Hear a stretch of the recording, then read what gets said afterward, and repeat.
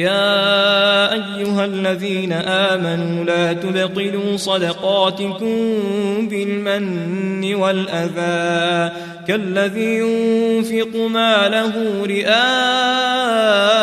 الناس ولا يؤمن بالله واليوم الآخر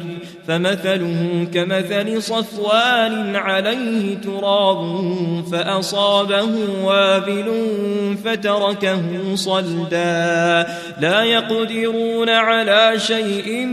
مما كسبوا والله لا يهدي القوم الكافرين.